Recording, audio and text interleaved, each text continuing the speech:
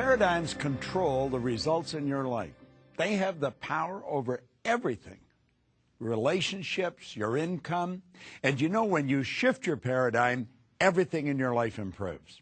Hello, I'm Bob Proctor, and I want to welcome you to Paradigm Shift, where we're going to teach you how to make dramatic improvements in the quality of your life, in every aspect of your life. You know, paradigm shifting is something that we should teach in school. We should teach it to little kids, and they'd get it, and then they'd have a charmed life.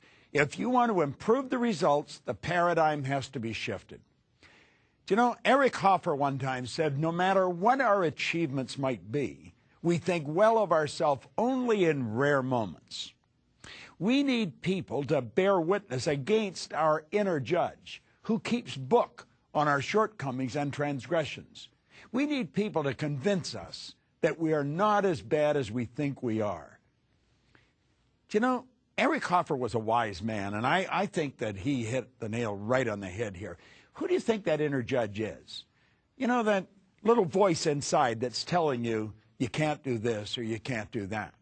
You can't do many of the things you say you want to do. Well, I suppose the real secret is figuring out what you want to do and then understand clearly how to get rid of that little voice inside. Now, I don't know as we ever completely get rid of it. I refer to it as the monkeys in our mind that keep talking to us, telling us what we can't do. But I do know this, that we can overpower them. We can take control over the quality of our life. Do you know, winning and losing have been taught about for, I guess, as far back in recorded history as you can go. And there are some people, they're just winners. You see it, you see what they do. It doesn't matter what they seem to do. You knew kids like this when you were in school. They aced all the exams. Quite frankly, I never liked those kids very well. And for good reason. They made me look worse than I even was. But why is it that some people are always winning and others are always losing? Well, you'll say they're just stupid, but that's not true. That's not true. Do you know that some of the people that are losing are absolutely brilliant? It's true. And some of the people who are winning are not very bright at all. Do you know that there's people who are absolutely brilliant and they're broke? And there's others who are functionally illiterate. They can neither read nor write, but they can sign a check for $1 million. I remember one time at a meeting in Chicago, W. Clement Stone. This was back in 1970, and in 1970, he was the wealthiest man in the United States. He made a lot of grammatical errors when he spoke, but as Earl Nightingale said, he can write a check for $1 billion. Now think about that for a moment. Why is it that someone never goes to school, they're not very polished, and yet they're enormous winners? And other people they have degrees coming right off the end of their business card, and they just can't seem to make it. Why? Well, you know, most people just set that aside, and they think there isn't an answer to it. Well, I'm going to tell you there is an answer to it. And it's an answer that everyone can understand. And I believe when we understand it, everything in our life starts to change. You see, I was one of those people that was always losing. Didn't matter what I did from the time I was a little kid in school until I was 26. Didn't matter what I did. It just didn't work out right. I was never part of the group that was making it happen. And then all of a sudden, just like that, my whole world started to change. And I started to win. Didn't matter what I did, what I touched. It just seemed to turn to gold. What happened? Well, that's what I wanted to know. And I couldn't figure out what happened.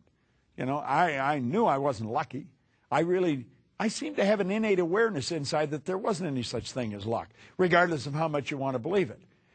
And I thought, someone has to know what the heck happened to me. Now, a man named Ray Stanford suggested I read Napoleon Hill's book, Think and Grow Rich. I have become an avid student of Napoleon Hill and his mentor, Andrew Carnegie. I have never laid these books down. I have never stopped studying them. But at any rate, I picked them up and everything started to change. Changed like night and day. Then I got into Earl Nightingale's condensed narration of Napoleon Hill's book.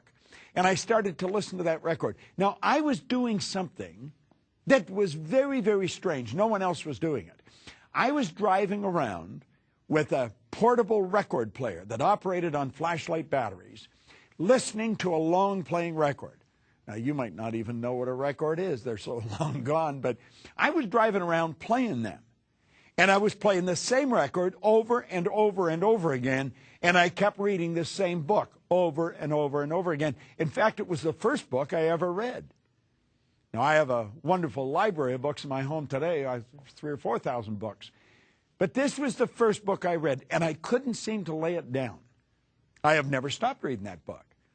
And I kept listening to this record. Now, what I was doing, I was writing a new program for my life.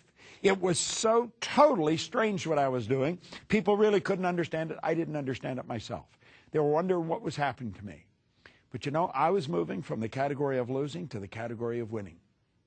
I wasn't getting sick anymore. I had an abundance of energy. I could make money. I think earning money is probably one of the simplest things in the world to do when you learn how to earn it. But until you learn how to earn it, it's not one of the simplest things in the world to do. Well, why is it that some win and some lose? And it's got nothing to do with intelligence. It doesn't necessarily have anything to do with your background. You know, you could have a brilliant background and still lose. You could have a terrible background and still win. As a matter of fact, I started to teach this around 38 years ago, and I was testing this in different areas. I even used to go into prisons and teach this.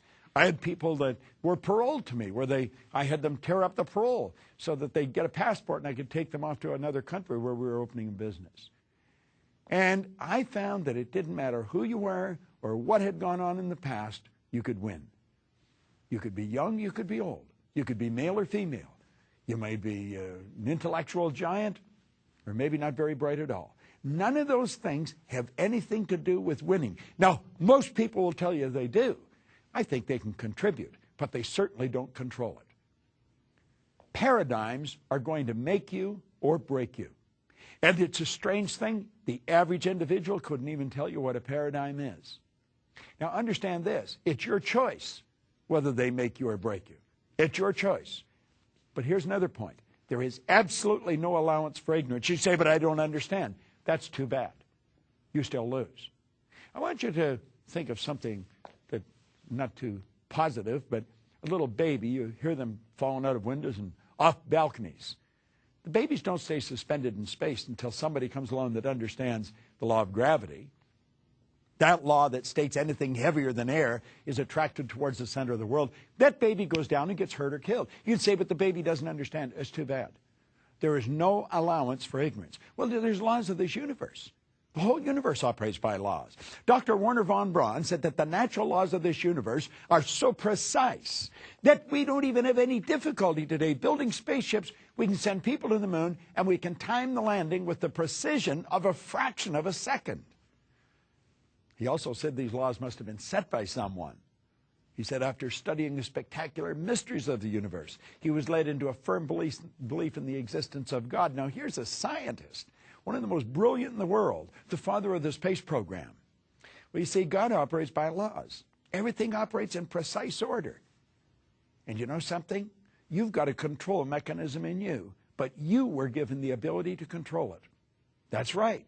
Now, somebody else may have programmed you, but you've got the ability to change it. So it's your choice whether your paradigm makes you or breaks you. You see, I was losing till I was 26. And then all of a sudden I started to do things right and I started winning. Now, what I was doing, I didn't know. People asked me what I was doing, and I really couldn't tell them. Here's another strange thing I've learned. Most people that are highly successful cannot articulate why they are. I was doing a seminar in New York a number of years ago at the Waldorf Astoria. And a man come up to me at the end of the seminar, great big guy. And he said, I've really enjoyed this. He was in there for 2-3 days. He said, I finally understood what I did. And I said, what'd you do? He said, I won the gold medal in the decathlon in the Olympics. The day that he won that medal, he was the greatest athlete in the world, Milt Campbell. Now, he had never understood what he did, but he became the best in the world at what he did. Do you know that you can become the best in the world at what you do? And I'm going to tell you, you're going to do it a lot easier than Milt did it because you can understand it. We're going to go into paradigms. This is a series of programs. We're going into paradigms. I'm going to talk about how they've been built and how they've been changed. And as you go into this, a lot of it's going to seem repetitious, but that's how paradigms are built. That's why repetition is necessary. And we've got to the point we just want to read it once. You're never going to understand it if you read it once. You've got to go over it and over it and over it. I think it was Hubbard said, when you read a good book through the second time, you don't see something you didn't see before. You see something in yourself that wasn't there before. So let's think about this. You've got a control mechanism inside you. It's in your marvelous mind. And it's going to determine whether you win or lose, whether you're struggling to make ends meet or whether you live in abundance. And this information's always been around. It's just that there's only a very select few that have had it. It's almost like a secret. Earl Nightingale called it the strangest secret. He said it was strange because it was a secret, because it's so obvious. Do you know you can go into the most ancient writings there is? You can go into the Upanishads. And in the Upanishads it says, from abundance, he took abundance, and still abundance remained. Now think about that for a moment. Do you know that you're dealing with an infinite source of supply? There's no limit to what you're capable of doing. It is an infinite source of supply. I love the way Troward wrote it. He said, when you're dealing with the infinite, you can never take more than your share. So don't worry about taking too much. You can have all you want. It's what we do with it that makes the difference. You can't hold on to it. You can't keep it. As a matter of fact, if you try and keep it, you'll lose it. It's really a paradox, isn't it? But you know something? If you understand the laws, it's not. If you understand the laws, you'll understand that you're sort of a distributor of this power. You have co-creative abilities. You've got phenomenal powers locked up within you. Now, what are paradigms? You know, we're talking about the paradigm shift. There's a series of shows on it. Well, what are paradigms? Paradigms are nothing but a multitude of habits. You're literally programmed, and it's habits that programs you. You see, you were taught how to tie your shoes. But you weren't taught just once how to tie your shoes. You had to be taught over and over and over. Watch a little boy or a little girl trying to tie their shoes. You'll never see anything more awkward. But you know something? Eventually they get it right. They are very slow and methodical. They're meticulous, but they get it done. And they are so proud. Now, when you and I tie our shoes, we can be talking to somebody and do it, not even paying attention to what we're doing. It's a habit. It's part of the programming. You see, the programming is everything. Now, the programming that we received has been given to us from other people. They're not our ideas. We inherited them. That's why we speak the language we speak. That's why we do the things we do. It's why we treat people the way we treat them. Now, think about this. Everything is programmed into a habit. Your body is like a computer. It's just like a computer terminal. It'll only do what it's programmed to do. If you're trying to do PowerPoint on something that hasn't got a PowerPoint program, you're never going to get it. If you go onto a computer that has power, easily to build the PowerPoints. See, it all has to do with programs. And we have people write programs. We think they're pretty brilliant. They're techies. Well, you know something? You're a techie. You're pretty brilliant. And you can write a program. And you can write the program that's going to give you the life you want. There's nothing complicated about it. Do you know what you have to do? You have to get rid of the old program. That's right. And because you can't put something where something already is. Now, if you're sitting on a chair, understand this. You can't put anything where you and the chair are until you move it. Nature abhors a vacuum. You've got to create a space for the good that you desire. So we've got to create a space for the good that we desire in our life. Now, take a look at what is holding most people back. It's paradigms. They're locked into old paradigms. You could say, what's holding me back? You know, I would imagine you probably work pretty diligently at whatever you're doing. Stop and think of the person that's playing golf. Do you know, most people that play golf never take lessons. They don't. They go out there and they just figure out that they're going to go and do it. Can you imagine learning how to fly a plane without taking lessons? I don't think so.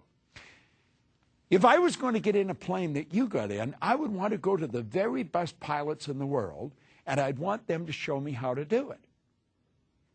Why don't we do that with everything? Why don't we do that with earning money? Do you know, I have people come to seminars from all over the world so that we can show them how to earn money. Earning money is easy to do. I believe if you haven't got multiple sources of income, you're missing the mark. You should have more sources of income than you can keep track of. You can hire somebody to keep track of them for you. And then you're earning more money and you can do more things and you can have a more interesting life. But if we're going to learn anything, we're going to have to get somebody to teach us. Now, short of that, I was remembering one time I was teaching a seminar in Indiana, and I said, there's always someone that can do things better than you're doing them. And this man said, there isn't anybody in the world that does what I'm doing better than I do it. And I thought, well, I've got an interesting one here in my hands. And it turned out he was right. He built those remote control model planes. He had the biggest company in the world. He used to take them, he was in Chicago, he used to take them down to Wrigley Field and demonstrate them. You see? Well, I had been reading the night before what to do. Thomas Stroward said that in that case, you go to the Fonte Rigo, you go to the fountain and source within. I think that's where Bill Gates went. I think that's where the Wright brothers went. I think that's where Edison went. I think that's where Einstein went. And I think that's where you and I should go when we run up against something that we can't solve and there's no one that we can find that can help us fix it. But if we want to learn things, let's get our ego out of the road and let's understand that we've got the intelligence to learn anything we want to learn. But we're going to have to go to a good teacher. Now, I was talking about money a few minutes ago. If you want to learn how to earn money, go to someone that knows how to. Don't go to your next-door neighbor. He probably doesn't know any more than you do. When you watch golfers, you'll see them out there, they're talking to each other. None of them know how to golf. And they spend an absolute fortune. They buy new clubs, they buy new balls, they go to new, and trying to break 100. They're ready to throw the clubs away. Why not go to a pro?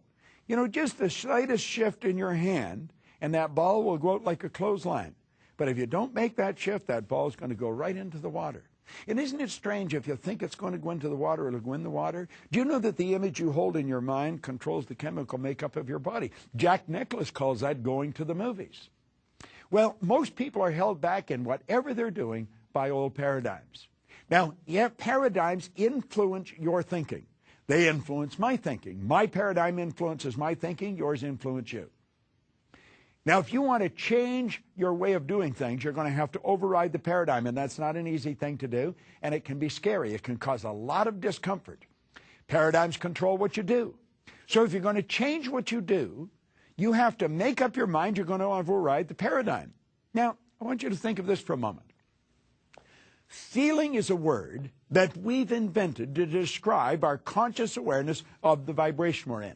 This thing we're living in is a molecular structure. It's a mass of molecules and a very high speed of vibration.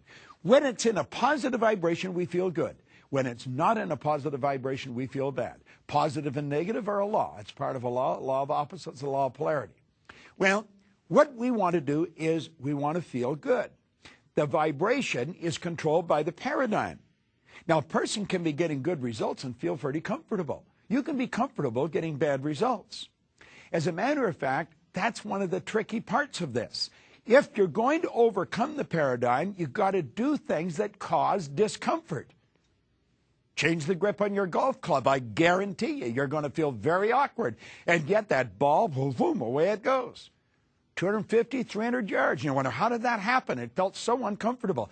Whenever you go to change an idea in your paradigm, you're going to set up a foreign vibration, and that causes discomfort. Now, can you change the paradigm? Absolutely, you can change the paradigm.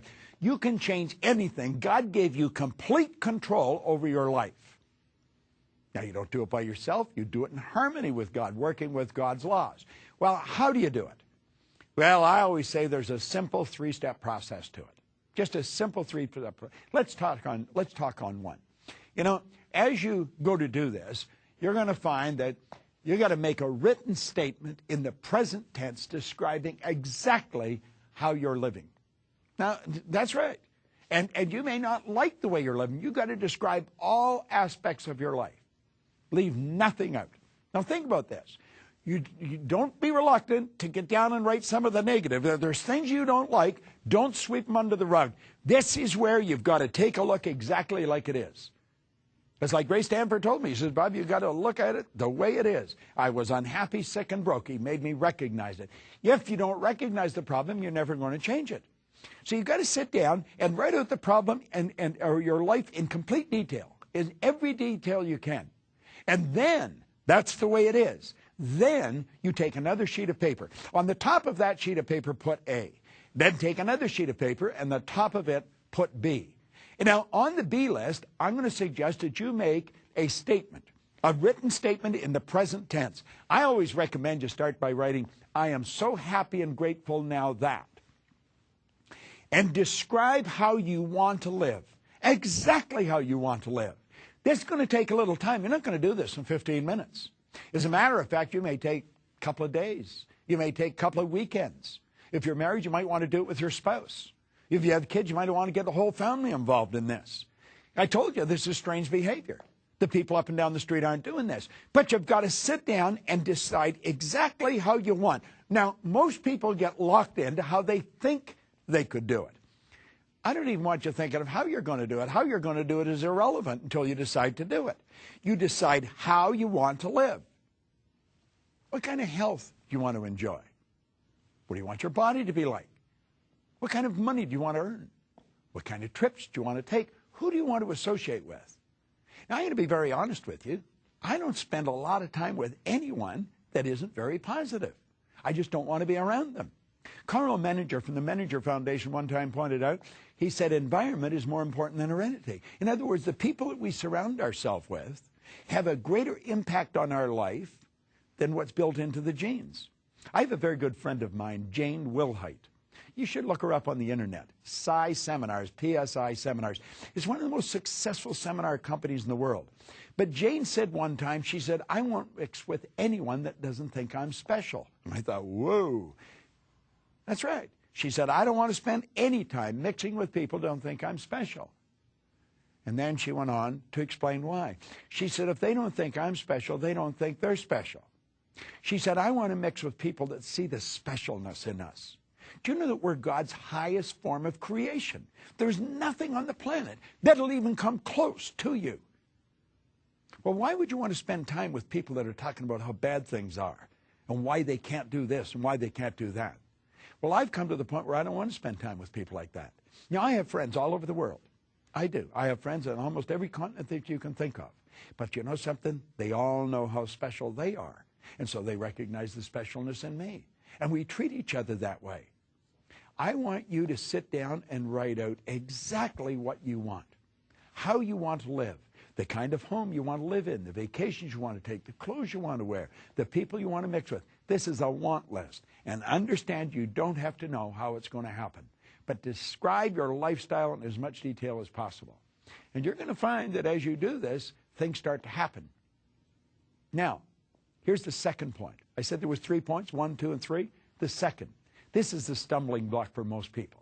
I want you to sit down and in the present tense, write out your financial situation. Do you know most people don't know what their financial situation is? My wife was a financial planner for a long time and a very good one. She would help people really lay out their finances. In fact, it was one of the reasons that I really loved her so much in the first place, because she showed me how to do it. But you know, the average individual doesn't know what they're worth. I remember a man coming in. He's a man I know. He came in, and he wanted her to help him with his finances. He had a goal of being worth $3 million. The guy was already worth $5 million and didn't even know it. Most people have no idea what they're worth. They have no idea. They really don't. They don't have a balance sheet. I have a good friend of mine that's just written a book, The Millionaire Maker, Laurel Langmeyer. You should buy the book, The Millionaire Maker. I was coaching her when she was working for Chevron for $75,000 a year. She's worth millions of dollars now. She owns over 100 companies, not countries, companies. And just taken off like a rocket. But you see, she did this. And she has people do this. You've got to sit down and lay out your financial position in as much detail as you possibly can. What all the debts are, what all the assets are. And then sit down and make a written statement of how you want your finances to be. Now, the first sheet, marked A. The second one is marked B. Now, when you're writing out the statement, how you want your finances to be, begin there by writing, I am so happy and grateful now that. And put it in as much detail as possible. How much money do you want to have? What do you want to be worth? You see, I think everybody wants to have time and money freedom. Now, what does that mean? That means that you can do whatever you want, whenever you want. You have time freedom. Keep in mind, we've all got the same amount of time. We get all there is. They have time freedom. They can go wherever they want, whenever they want. Now, if you're going to have time freedom, you're very likely going to have money freedom. You're never going to have to ask, how much does something cost? You don't have to get up in the morning and go to work because you need the money. You're earning money whether you're working or not. Your passive income should take care of your lifestyle. And you can do this. You can set it up like this. Anyone can. It's just that most don't. 1% of the population earns 96% of all the money that's being earned. It's so much out of balance, it's almost ridiculous. I want you to make a written statement. I am so happy and grateful now that, and describe your finances in as much detail as you possibly can. Now we're ready for the third step, and it's a rather interesting step. I want you to write and sign and then read the following commitment every day for the next 90 days. Now, I told you this is a little different, but you're going to program your mind. My signature represents my irrevocable commitment to view this program, to read these positive statements, to make a paradigm shift every day for the next 90 days. Write that in present tense and then sign it. Now, what do you do with it? Here you've got a commitment. You're going to read these positive statements every day. You're going to study this paradigm shift program. You've signed it, and you're going to do this for 90 days. Now I'm going to suggest that you take the A's. Remember that? On number 1, the A sheet was how you're living now. All the negatives, everything written into it. And burn them. Take both of them and burn them. Your present financial position and the way you're living. You've got it all written out. You understand it. You know exactly where you are. And then take the B lists and start to read them. And read them over and over and over again. You know, Goethe, the great German philosopher who's really influenced the thinking of the Western world, he said, before you can do something, you first must be it. See, everything that happens outside has got to happen inside first. Now let's review what we've done. We've gained an understanding that we are literally programmed. We're programmed genetically and environmentally. We've taken a look at our life the way it is. We've decided that we are going to be in the winning category of people. We are going to be very selective about the people that we spend our time with. We're not going to spend a lot of time with people that we don't enjoy and that don't enjoy us. So that even we're not thinking, we get the very best thinking coming into our mind. We're going to sit down and write out our lifestyle the way it is now. All the negative aspects mixed in. Health, wealth, relationships, everything. And then we're going to take another sheet, the B sheet, and we're going to put on there exactly how we want to live. And we're going to write it out, I am so happy and grateful now that. We're going to do that with our finances. We're going to write out where we are at financially, and we're going to write out where we want to be. Now burn the A list. Burn it, it's symbolic. Literally burn it and let it go away. And then start reading the positive statement about how you're going to live and your finances. Read it over and over and over again. You're going to find it'll work like clockwork. Stay tuned in and learn more on the paradigm shift of how to take control over your life. It's Bob Proctor.